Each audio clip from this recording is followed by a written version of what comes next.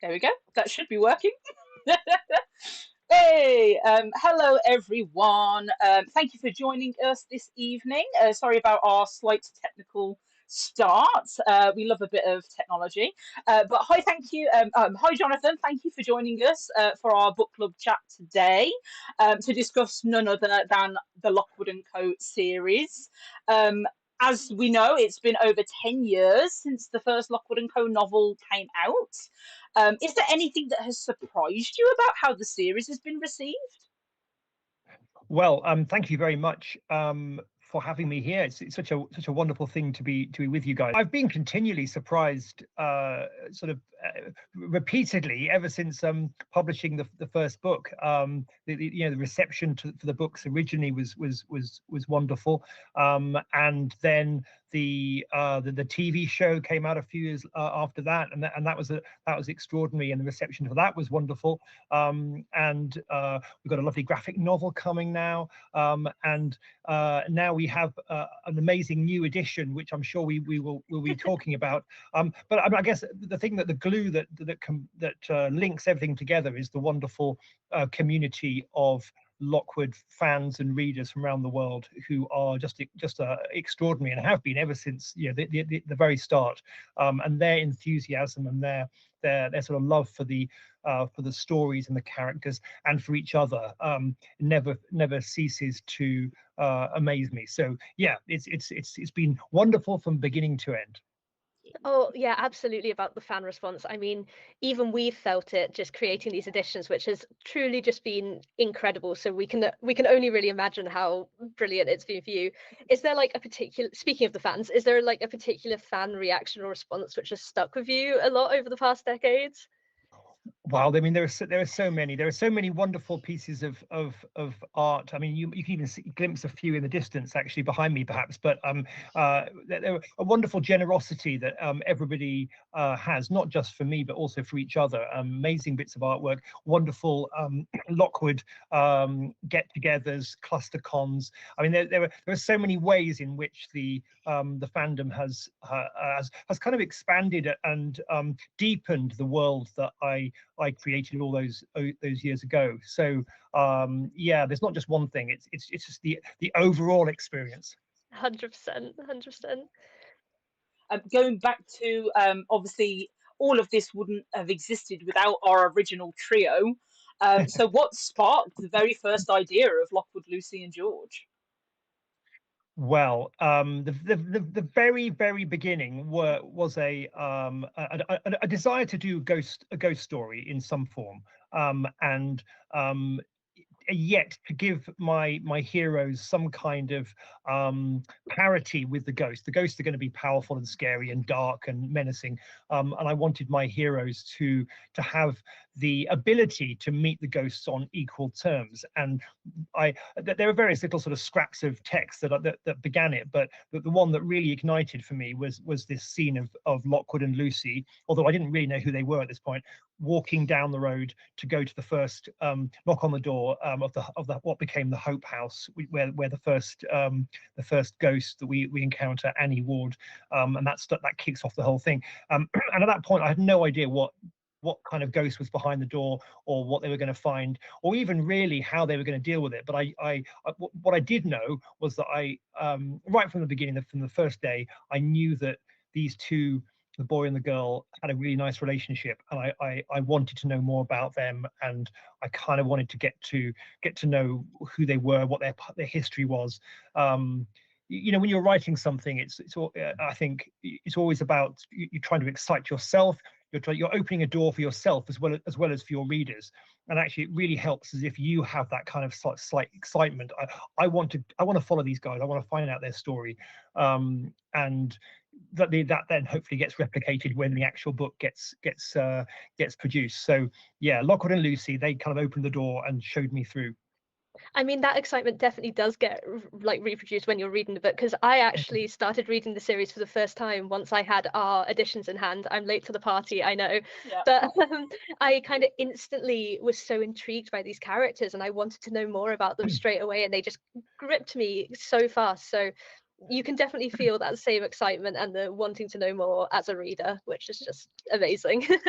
It's a really interesting thing how the experience of the characters and the experience of the readers and the experience of the writer actually often they're all the same, or it's like a parallel thing. The characters have a quest to go on. They have to uncover things about themselves and about the world they're in.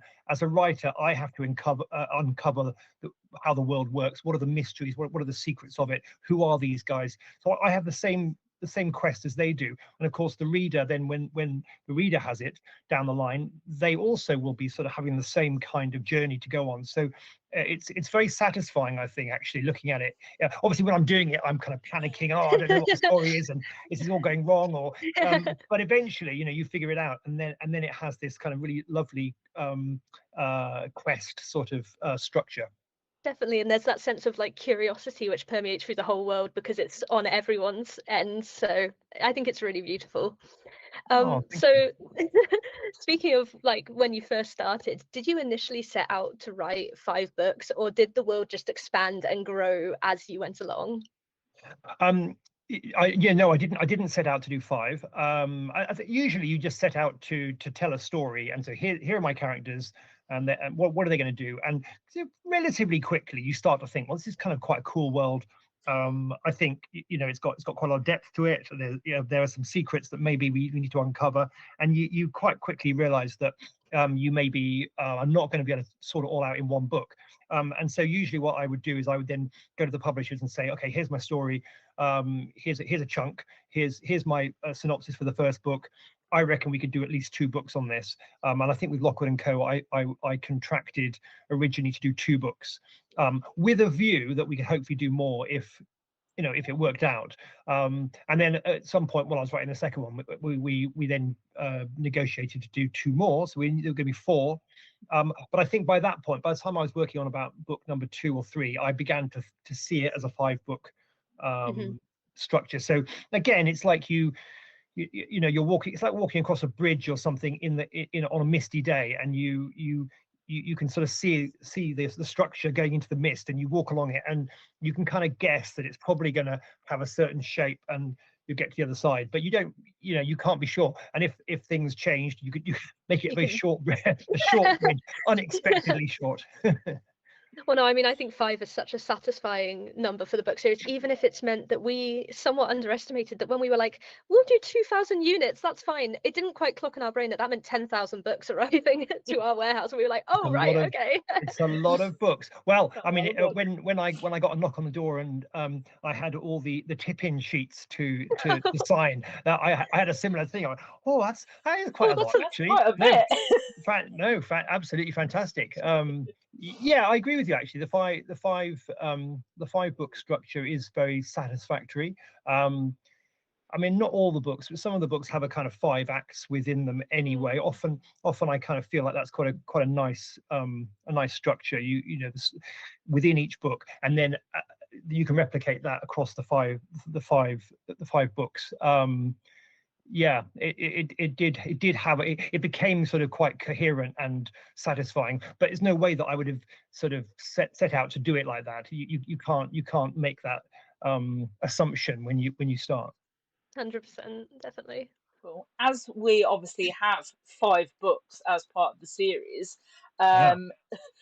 I feel like I should ask you what's your favorite child, but which was the hardest of the 5 for you to write, and why? Oh gosh, excuse me. Yeah, that's tricky. Which was the hardest? I know which one was the easiest. The easiest one was the Hollow Boy, which is the third one. Oh, interesting. And I think it was partly because it was around about then that I began to see the structure of the whole thing. I began to kind of get a certain clarity about, like, okay, I know where this is heading. I didn't know all the stuff, but I could see that there was going to be certain things happening in book 5, and I could start to build towards that. And so I think book 3, I was able to plan it out quite sort of comprehensively before doing it, which for me is not always the case. So sometimes I'll start writing it, and then I'll change it in the middle, and I have all kinds of panics and tear my hair, and but in that case, for some reason, I worked on it, and my wife Gina would sort of talk to me about the structure, and we discuss it, and I got a kind of clarity about it, and that meant that it was actually quite a pleasure to write. Which one was hardest? I mean, usually in a way, the first book is the hardest, because you're trying to invent the world, so you're still, well, for a start, you're getting to know the characters, and then you're also getting to know the world they inhabit and the rules for it. So it always takes kind of longer, because you're having to figure out exactly what is allowed and what isn't allowed. And so the Screaming Staircase, I think, if you actually analyze how long it took, it probably took, a year and a half or 2 years or something, instead of about a year, which all the other ones took. And in fact, actually, my first structure for it was completely different. Oh, really? I'd kind of forgotten this, but it started off the same. The beginning, the whole thing with Annie Ward and Lockwood and Lucy burning down the house and all that. And I think I kind of understood what Lucy's backstory was, but the climax at Coombe Carey Hall was originally written completely differently, and a different kind of ghost. It was going to be this mad the Red Duke or something who had owned it, and it was going to be his ghost that would be sort of coming round, and it was going to be not just Lockwood, but Kipps. Their rivals at the Fitz agency, Kipps and his friends, were all going to be involved in the same case.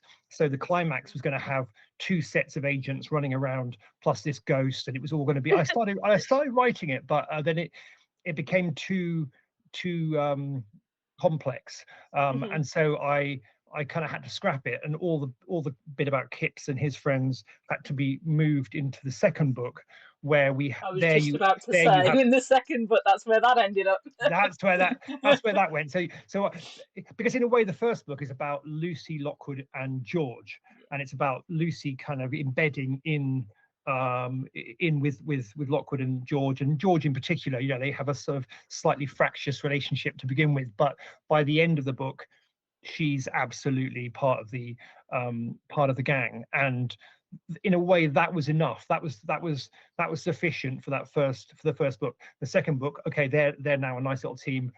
You can make it more complicated by bringing the skull into play, and then you can also open it out and have the conflict with Kipps and his gang, and then so each book then has either new characters or new a sort of slight shift, so that the story doesn't just repeat what's happened in the previous books, and the world sort of gets bigger, and the cast gets bigger. It all began to kind of take shape. But I think that in a way the first book is usually the one where you struggle first to actually understand it. Yeah, definitely. And with what you were saying about the first book, it really feeling like it was the journey of Lucy kind of becoming fully like a part of this gang. Yeah. When I was reading it, the thing that really stood out to me was how much it felt like a sort of like the found family trope, and I absolutely love found family. Like, what inspired you to really work with these characters, these young people, and have them become such a family? And why do you think it resonates so much with readers to this day? It's a strange thing. When I wrote the very beginning of it, and I had Lockwood and Lucy walking along, going to this house, I didn't have a great sense of, oh yeah, well, it's going to be about Lucy coming to join them, and they're going to become her family. Because I guess I didn't see that at that point. But I think I knew that she was relatively new, and that we were going to have to sort of look back at her earlier life and see how she joined them. I think I knew that straight away. And I guess when I was writing all the bits with her family and her upbringing, and I suppose crucially the interview scene actually was where it really began to become obvious to me. I kind of sort of thought, oh yeah, okay, this is what it's about. She's coming in and meeting them, and they're testing her, but actually they're also welcoming her at the same time. And suddenly the doors are opened and she's there, and it's at that point with that scene, and the bit where I guess it's almost like the most important lines in the whole thing of that book are the bit where the end of the chapter where George says, tell her about the biscuit rule, and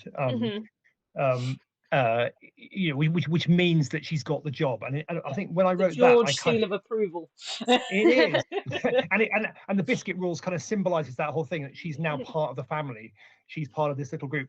And I was very excited. I knew straight away that I wanted Portland Row to be like an extra character. It was going to be this really key thing. You're going to go out into the dark. You're going to have all kinds of terrifying ghosts and missions and terrible things, disasters, but you're always going to be able to come back to this house, and it's going to be really sort of properly described, so we can all visualize being in there, and we all kind of share that sense of relief when they're back in there sitting around the kitchen table. And I should say how fantastic it is, and how appropriate that in your amazing legacy edition, you have these wonderful end papers, which are always of Portland Row and the hall. And that's absolutely key. Each book is this is the heart of it all. Definitely. And your slipcase as well. The wonderful sense that this is really what it's all about, actually. Yeah, you've really caught it. And that was a discovery for me as I was writing The Screaming Staircase. And I knew that was a way in which, because ghost stories are often quite, they're kind of bleak. They're kind of usually about sort of death and nasty kind things. Of comes with the territory, It kind of does, and I think in order to balance it, it's very important that you have a place of light and warmth and kindness and and friction. There's going to be plenty of friction, and new people come in, and things don't always go smoothly, but fundamentally it's a place of light in darkness, and we all need that. And that's going back to your question about Lucy, there's a sort of almost accidentally, I guess, Lucy's story is something that we all, I think, can it resonates with all of us, because we all need to find people and find a place and find a purpose and get to know who you are. And Lucy starts by not being really quite sure, and she's a bit anxious, and she knows she's good, she knows she's got talent, but she also is insecure about it, as most of us are. And then by the end, she's been validated 100% by her friends, and the love that she has for them and they for her. And it's a very satisfying kind of arc. Definitely, and there really is that sense of almost a juxtaposition between the cozy and the creepy, which I think just brings the books together so perfectly. Yeah, I think it's key, and in your beautiful art that you have on all the books, you represent that. That's why these are so great. You've got the characters, and they look really adorable, and then yet there they are, sort of fighting against sinister things. You're encapsulating the tension and the joy of the whole series. Definitely. I do think that the series is just beautiful at balancing the, as you said, the bleakness of the territory, but also the humor, which I feel that's a great little segue into our next question, which obviously we have the main trio, Lucy, Lockwood and George, but we also have a fourth member of the team as on in the jar on the shelf. Yes. So I suppose the only thing I have to say is, did you anticipate Skull becoming such an iconic part of the series? Well, no, and again, I suppose it comes back to that key scene, the interview scene, because he has a starring role in the interview scene when Lockwood reveals him in the jar, and he's kind of, Lockwood and George are expecting Lucy to get really frightened and shriek and run off, and she just yeah, she's seen worse than that. Why are you keeping that in your living room? Yeah, and so actually that's the moment where they kind of sit up and go, okay, she's a serious customer, and the skull has this kind of key role, actually, despite himself, in bringing the guys together. That was it. I had no idea that the skull was going to do anything else. But I remember as I carried on writing the Screaming Staircase, back of my mind, I just thought, oh, that skull, it's too good to ignore it. Can I do something else with it? And I think by the end, because in the first book, George and Lucy are constantly bickering at each other, and George is making all kinds of sort of slightly sharp comments, and Lucy's making all kinds of quite unkind comments about George, and the two of them, have this friction. But by the end of the book, they respect each other and start, love each other. So that's great. But of course, as I was finishing it, I was thinking, I need to maintain a certain tension in the group, and I need to have somebody who makes some cheeky comments. Who's it going to be? And so by the end, I suddenly thought, that skull, I can bring him into play, and it was a great pleasure, actually. So the second book was a great delight, actually, if I'd been able to bring him in as a major figure. Yeah, it's strange. I don't think I couldn't have sat down and predicted that when I started the Screaming Staircase. But thank goodness that's the way it went, Yeah, it's one of the joys of writing, that you can surprise yourself like that. I think so. I think that's really important. I think it's an essential part. I know. I'm sure. Well, you guys are creative as well, and a lot of the people listening will be writing and creating stuff. And I do feel like it's really important to always have a kind of a slight looseness in your the structure that or your plan, because you always need to have the ability to make a sideways jump or bring in something new that you hadn't expected. You need that sort of aeration to bring in new elements, because often they are the things that actually give you the spark, as you develop it. Definitely. So moving away from like our kind of core gang to more the creepy side of the juxtaposition of comfort and creepy, were there any like elements or storylines that were like inspired by your own fears or anything? What made you want to approach a ghost story? Was anything inspired by your own life? I've never seen a ghost that I know of. I have to say. I mean, there were various stories in the family of people who had sort of psychic experiences, and I've met a lot of people who have seen ghosts. There's a surprising number, actually, when I'm in a school or something, and I'll say, "Oh, how many people here have seen a ghost?" And quite a large number of hands. Quite, there's lots of them around. But having said that, I do get frightened by ghosts, and ever since I was little, lying in bed at night, sort of thinking about them, I do get creeped out by the whole idea of ghosts. So, I enjoy ghost stories, and I also get properly frightened by them. I don't know whether any. I mean, the pleasure of doing it over the course of 5 books was that I was able to bring a lot of ghosts into play. I've never actually counted how many, but there were quite a lot of cases. There are lots. Yeah. And trying to find a different spin. Some of them are sort of more traditional. Some of them are slightly more unusual. Some of them very visual. I'm a big fan of the Ealing Cannibal, because the fact that it's all just to do with sound effects. It's not really to do with anything. You don't really see.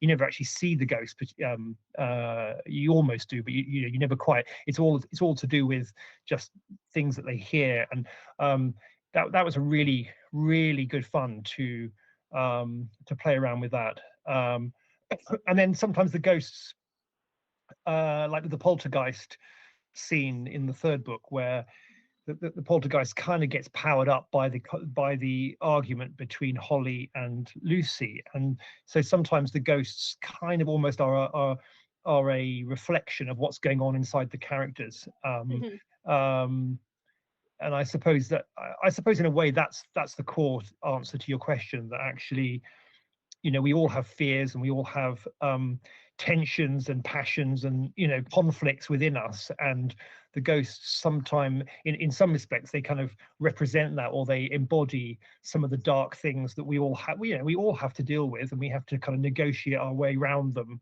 in some way. So yeah, you know, it was great fun to figure out different ways of getting around these, you know, these nasty things. I think it is a very clever the way that like you use like the ghosts in the stories, especially across the wide variety that we end up meeting. As you mentioned, the Ealing Cannibal, I Yeah. loved the fact that, as you say, it was primarily audio focused, and all of like the creepy noises and Yes. leaving a little left to the imagination on visual, and I feel like that adds to the terror almost. And Yeah.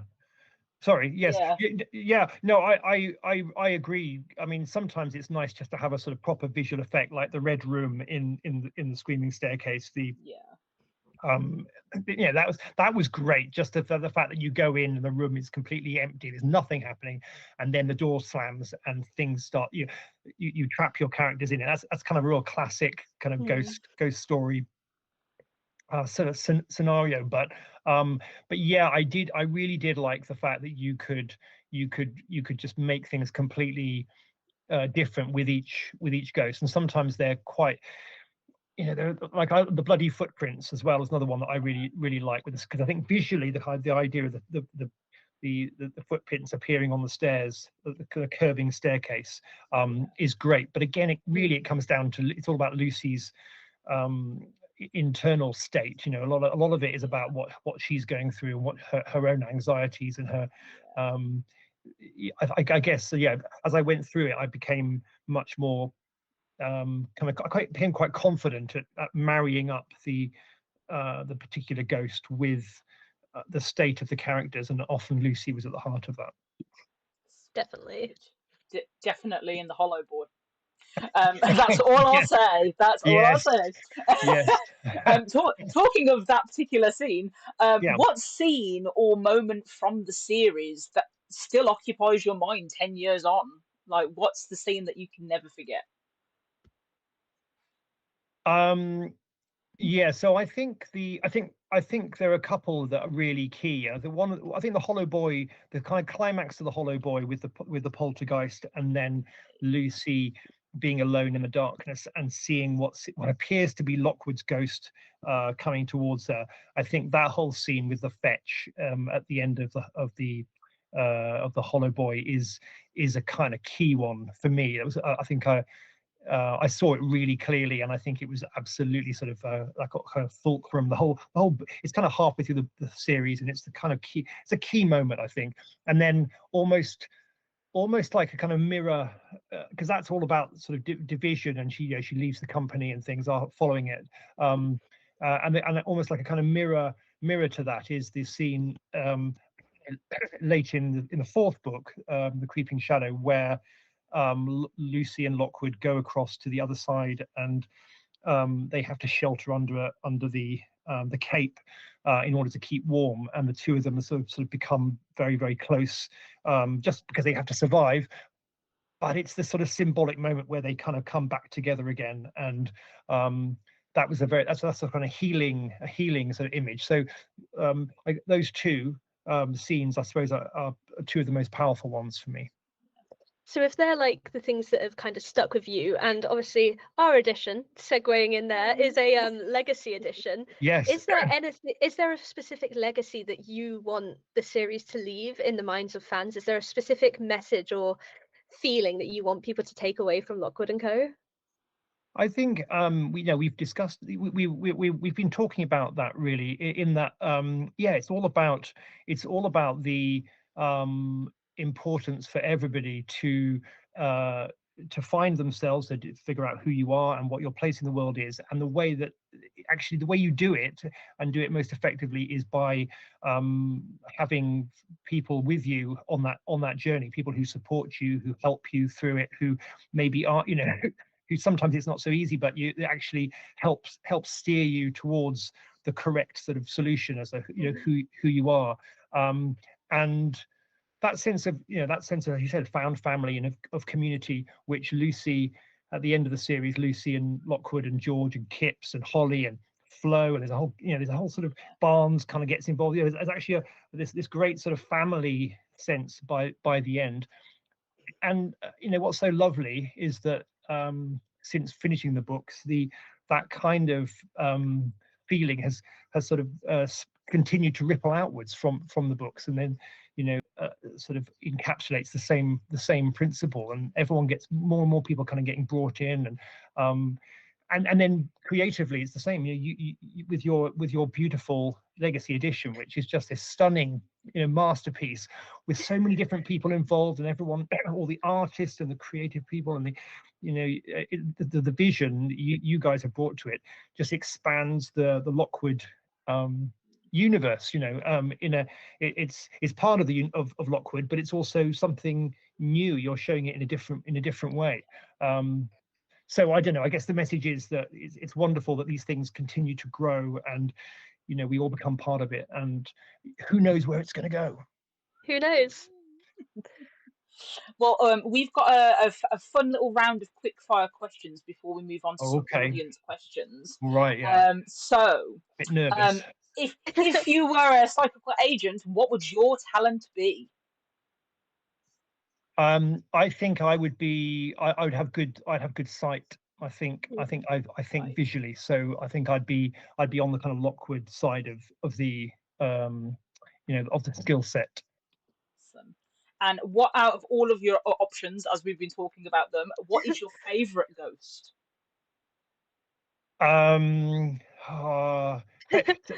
Well, the one I'd least like to meet, I suppose, is the Ealing Cannibal. I don't like him, but I did enjoy writing him. So yeah, he's one of my favourites. Excluding obviously Lockwood&Co, which agency would you be in, Fitz or Rotwell? Loaded question. Oh, that's really loaded. I'd probably instinctively get drawn towards Fitz, you know, that kind of, you know, the sort of posh, you know, unicorn, you know. I'd think that was pretty good. You know, nice little swanky outfit. Yeah, you know, it wouldn't be a good decision, but I'd probably end up sort of going into. You'd be there for the aesthetic, you know. I think, I think instinctively I'd be up for that. Yeah. And then probably the most important quickfire question of them all: what's your favourite biscuit? Yeah, chocolate digest. I do like Choco Leibniz as well, you know, which is Lockwood's favourite. But actually, interestingly enough, only the dark Choco Leibniz. I'm not up for the milk chocolate ones. They leave me a bit cold, but the dark chocolate ones, excellent. So we will now go a bit over to audience questions, because of course we've been raving about the Lockwood fans. We couldn't leave them out. So going back to what we were saying about the skull becoming such a big part of the series, the very first question I received when I put out a call for questions was, have you thought of a name for a skull? And that is from Bristlefrost on Instagram. When I was writing the fifth book, I did play around with various reveals for the skull's name, and I was never happy with any of the names that I came up with. I just thought that none of them felt right or punchy enough. And in the end, I just thought, no, okay, we're not going to reveal that. I think, you know, I think he had a kind of, in the midst of time, he had his human existence where he hung out with Bickerstaff, which obviously, you know, it's not the best sort of moral choice. But you know, he is redeemed, and he is made whole by his relationship with Lucy, and in that form he's a skull in a jar. And I think actually, in a way, he kind of just that's who he becomes, more than, you know, whatever his name was back in 100 years before. Definitely, and I think it's nice to keep that bit of mystery about the skull, isn't it? Yeah, I think so. I think you can reveal too much, and sometimes these things are sort of, you know, not clear to me, and it's better not to force it. Today I kind of actually suddenly get a revelation about what it is, then that's different. But I think it's better just to keep these things under a veil sometimes. Sorry, Jamie, go. I was going to say the next one that we have. Obviously, we've already done some gorgeous prints provided to us by Gina. Stunning illustrations from Lucy's sketchbook Oh, of yeah. the Type 1, Type 2, and Type 3 ghosts. Mercy Batterson has asked, "Would you and Gina ever consider making a sketchbook of Lucy's drawings?" Oh, I think we undoubtedly would. Yeah, if we felt there was you know, a market for it and people wanted it. I really you know, I think there are so many ways in which one could visit Lucy's world and see more, or glimpse more sides of it. And the idea of doing a sketchbook would or with Gina would be fantastic. Yeah. Well, I mean, if the response to our prints is anything to go by, I'm sure there is the audience there. Good. It's great. Yeah. Yeah. No, you know, it's really wonderful to, you know, it's wonderful to explore it. And again, it's what we were saying earlier, that you don't predict these opportunities or these ways of kind of enriching or expanding the world, and then suddenly you think, oh yeah, actually there are ways of doing it. So thank you guys for getting us to do it. Thank you. So our last specific audience question, because then I have a general one. Okay. Our last specific audience question came from Vivian, who asked, what inspired Lucy's character as you continued writing? It's a really interesting one, because I never sat down and said, wrote down on a bit of paper saying, oh, Lucy Carlisle, her character is like this, and this. I just started, you know, writing in her voice with that first scene, and as the writing goes on, you know, you in a way you throw more scenes at Lucy's, like, okay, here's a scene where she's with Lockwood in a room, how is she going to tackle something personal? And then here she is with a ghost, hey, how's she going to tackle that? And you know, with each scene you get to, as a writer, you get to know Lucy better and better. So by the time, you know, I'm deep into the series, I kind of knew, I sort of know her better than I know myself, in a weird way. As in, I could write almost any. You could ask me to write any scene with Lucy telling the story, and I would kind of instinctively know it. So it's a strange one. It's like you get to know a new friend, you know, over the course of the years that you write the series. I feel very close to Lucy, but it's not that I'm sitting there going, oh yeah, well, Lucy, you know, Lucy is 50% brave and 20% insecure. It's never quite as, it's a much more sort of intuitive thing. It's like, you know, getting to know a new person. You know, you start to understand how they operate, and you can't always put it into words, ironically, because of course that's what I am doing. But you can't kind of almost you know, you can't sort of delineate it. You just have to almost write the scenes and let them explain the character. Definitely. And then, well, we've got the one probably most asked question across numerous fans. Every single person, basically. Yes. Right. So lots of people are curious. What is the future of Lockwood&Co? And is there anything that you could maybe tell us about revisiting the world? Short stories, companions. Yeah. I sent out a call for questions, and I would say at least 95% were, give us more. And I was like, yes. I can't do that. Well, you know, I think it's a bit like, as we've been talking, that, you know, the doors are always open for new beginnings, and you can't always see in advance which